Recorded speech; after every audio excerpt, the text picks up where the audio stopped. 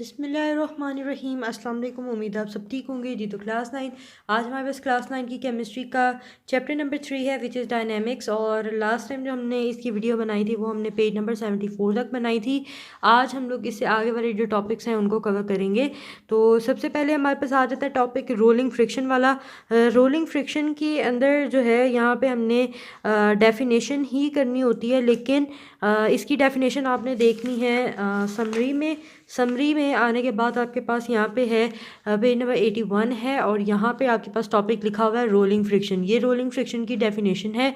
Rolling friction is the force, ये force होती है ऑफ द फ्रिक्शन, फ्रिक्शन की ही फोर्स होती है किसके दरमियान में, बिटवीन रोलिंग बॉडी, ऐसी फोर्स जो कि कोई बॉडी जो रोल कर रही है उसके दरमियान में और उस सरफेस के ऊपर जिसके ऊपर वो रोल कर रही है, इन दोनों चीज़ों के दरमियान में जो फ्रिक्शन होती है उसको हम रोलिंग फ्रिक्शन कहते हैं।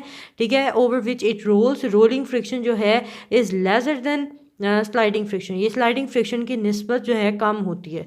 ठीक है, जैसे ये हम इसकी एग्जांपल मैं आपको बताऊं तो जैसे फॉर एग्जांपल अगर एक बंदा साइकिल चला रहा है, ठीक है, तो साइकिल का टायर जो है वो रोल कर रहा है। ठीक है, तो वो जो साइकिल का टायर जो रोल कर रहा है और जिस सरफेस यानी कि ज़मीन के ऊपर रोल कर रहा है ना, इसके दौरान यानी कि इसके दरमियान में जो हमारे पास फ्रिक्शन क्रिएट होती है उसको हम रोलिंग फ्रिक्शन कहते हैं। ठीक है, तो ये हमारे पास रोलिंग फ्रिक्शन की डेफिनेशन है।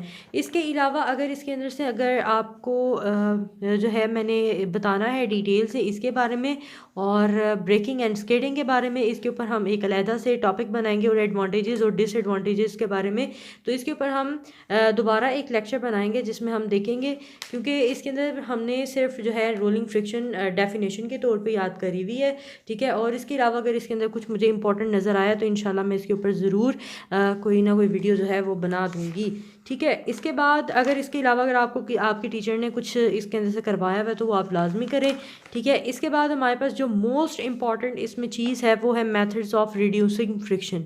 और ये आपके पास जो क्वेश्चंस हैं एक्सरसाइज में 3.16 का आंसर भी है और ये वेरी वेरी इंपॉर्टेंट है।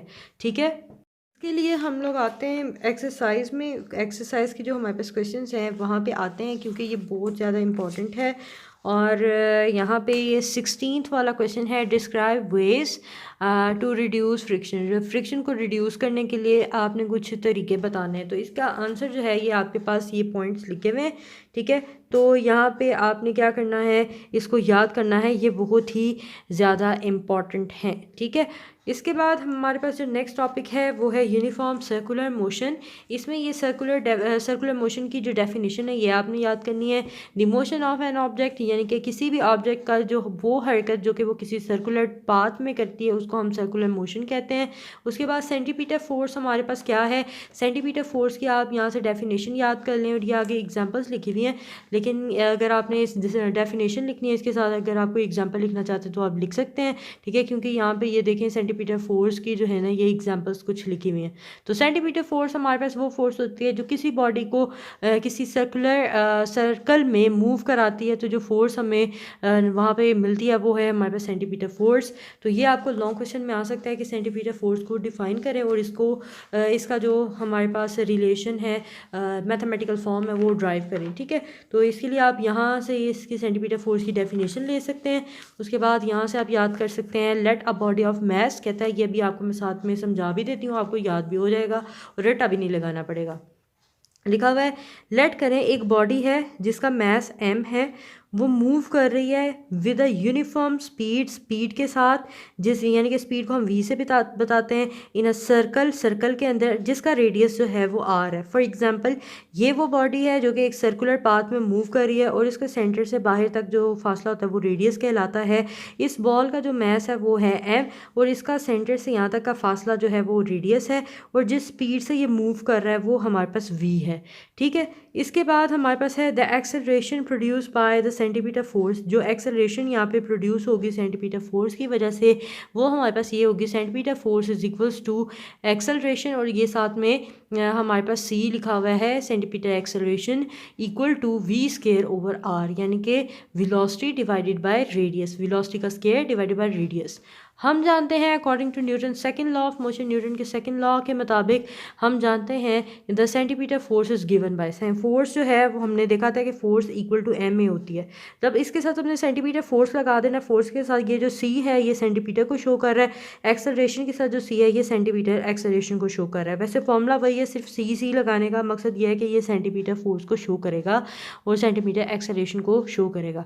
ठीक है, आपने क्या करना है, ये जो एक्सेलरेशन सेंटीमीटर एक्सेलरेशन की आपने ऊपर वैल्यू देखी है जो कि है v²/r, इसको आपने न्यूटन के सेकंड लॉ के अंदर पुट कर देना है। देखिए मैथ्स वही है, एक्सेलरेशन सेंटीमीटर एक्सेलरेशन जो है वो हमारे पास इस तरह से आ गई तो ये हमारे पास सेंटीमीटर फोर्स बन गई। इन शॉर्ट हम कह सकते हैं force is equals to mv²/r। ठीक है, equals to force equal to mass multiply velocity का स्क्वायर ओवर आर। ठीक है, ये जो अभी इक्वेशन आपके पास लिखी हुई है 3.26, ये आपने नहीं लिखना, आपने लिखना है अबव इक्वेशन शोज दैट, यानी कि ऊपर जो हमने ये इक्वेशन दिखाई है ये हमें ये बता रही है कि सेंटीमीटर फोर्स इज़, ये वो फोर्स है नीडेड बाय अ बॉडी जो कि किसी बॉडी को चाहिए होएगी moving in a circle, circle में मूव करने के लिए, depend on the reciprocal to the radius of a circle. यानी कि इसको जब हम लोग मैस और वेलोसिटी का स्क्वायर को हम मल्टीप्लाई करते हैं और इसका जो डिवाइड करते हैं यानी कि रेसिप्रोकल लेते हैं रेडियस का, तो ये हमारे पास इक्वल होता है सेंटीमीटर फोर्स के।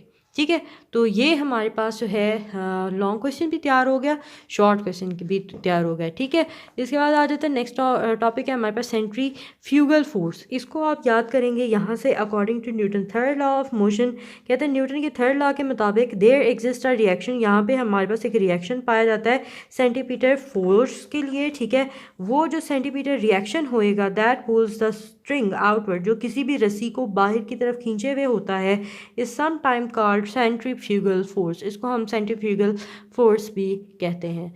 ठीक है, आई होप कि आपको इसकी बहुत अच्छे से समझ आई होगी। ठीक है, अगर इसी तरह से आपको डिटेल लेक्चर चाहिए, डेरिवेशन को समझना है तो मुझे ज़रूर बताएं। और ये आगे जो टॉपिक हैं बैंकिंग ऑफ द रोड्स, यानी कि रोड के किनारे, वॉशिंग हैंड ड्रायर, यहाँ पे क्रीम सेपरेटर है, ये जो है आप अच्छे से रीड आउट कर लें। अगर आपको टीचर ने याद करवाया तो आप याद कर लें। ठीक है, तो इसको जो है वो आप अच्छे से रीड आउट कर लीजिएगा।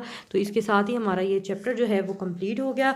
एडवांटेजेस और डिसएडवांटेजेस जो हैं हमारे यहाँ पे रह गए हैं फ्रिक्शन के, तो ये मैं निकाल के अलहदा से इसके अंदर कौन कौन से पॉइंट हैं और ये किस तरह से आ सकते हैं तो ये मैं आपको बता दूंगी इंशाल्लाह ताला नेक्स्ट वीडियो में। सो आई होप कि अगर आपको वीडियो अच्छी लगी होगी तो आप जो है वीडियो को लाइक भी करिएगा और फ्रेंड्स के साथ भी शेयर करें। So keep learning, keep sharing, see you next video, take care and अल्लाह हाफिज़।